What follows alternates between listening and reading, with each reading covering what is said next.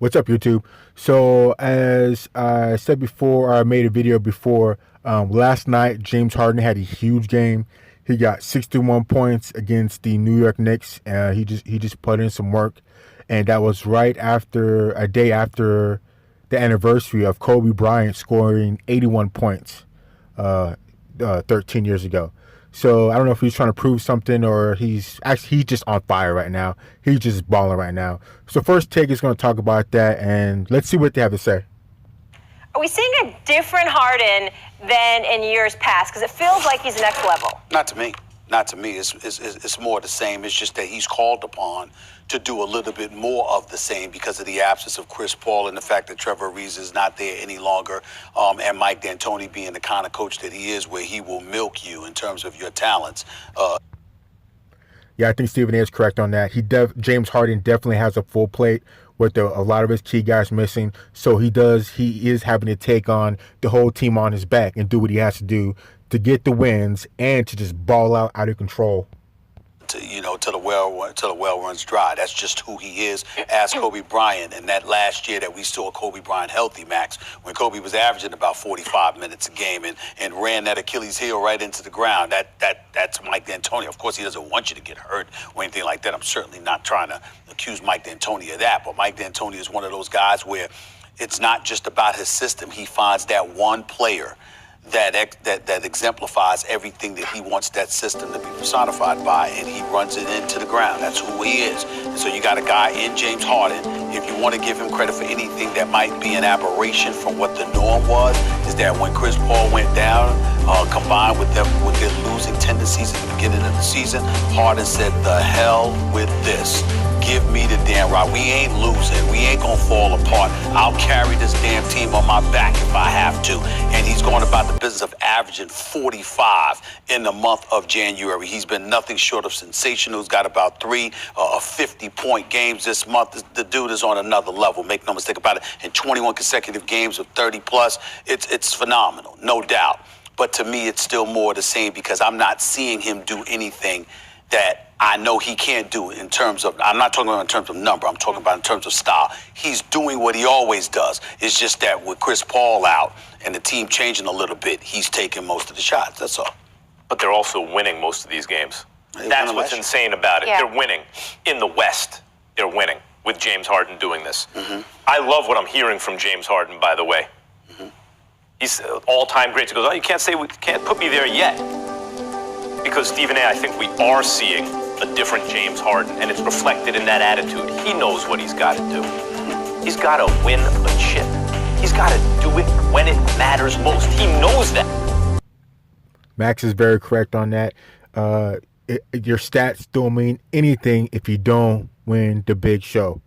If you don't get jewelry, it does not matter what your stats look like.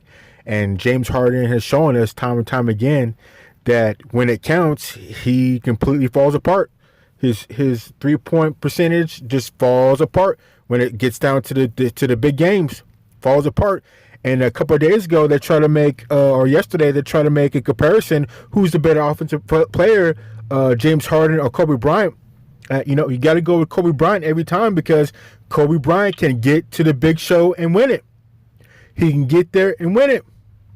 We know he's done that at least 5 times. So, to say, that, James Harden is better than Kobe, or to put James Harden up there with some of the greats, he's really going to have to win the big game. He's going to have to get some jewelry. By the way, when I sit here and I say James Harden, like he hasn't done it under pressure, he's a significantly worse player under pressure. He is the poster child at the moment for choker in American team sports in the sense that he is MVP. That means the best in the regular season in a league with LeBron James and Kevin Durant and Anthony Davis and the Greek Freak and all these incredible, oh my God, we've never seen it players. He's the best until it matters most. And then he's not.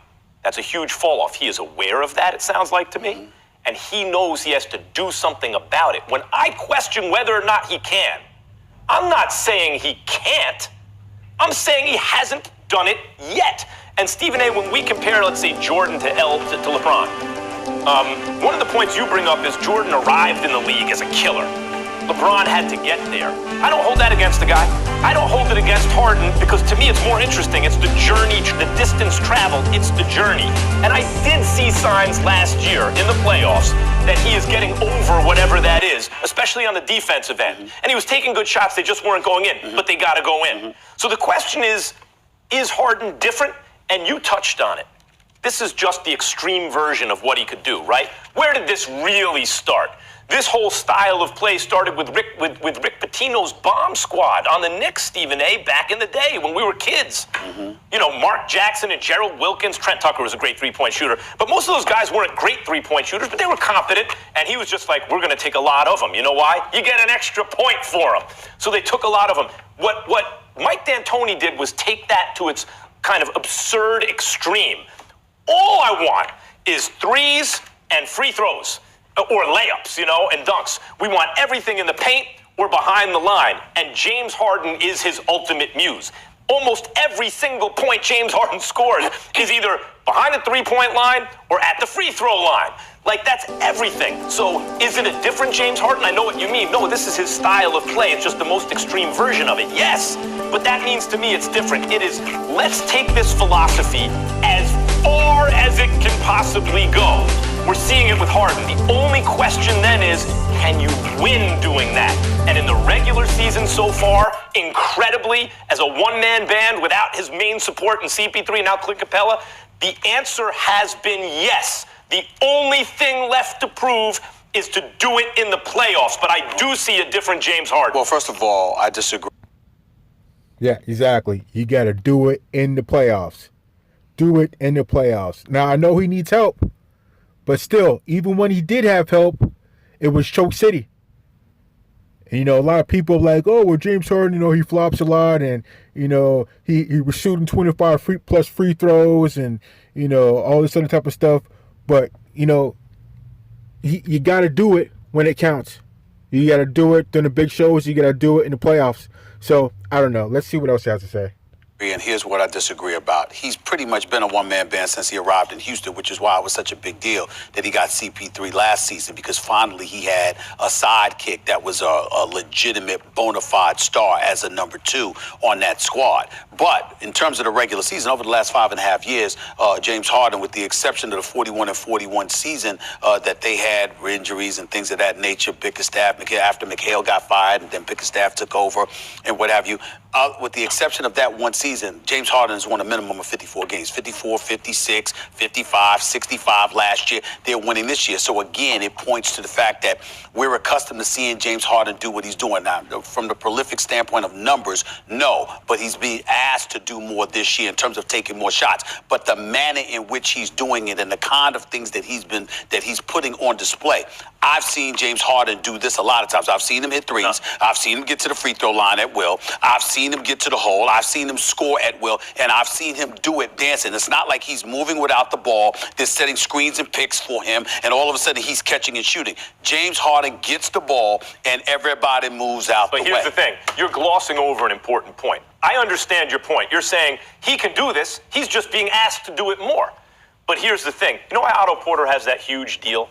It's because he was playing at a certain level, and they made the assumption as his usage rate goes up, or if we use, he'll maintain that level of efficiency. That's not so easy. James Harden, and that's what the game is always really all about on both ends, offensive and defensive efficiency, right there. So what do you do on each possession? James Harden is unfathomably maintaining his efficiency in spite of an absurd usage rate. That would be hard enough to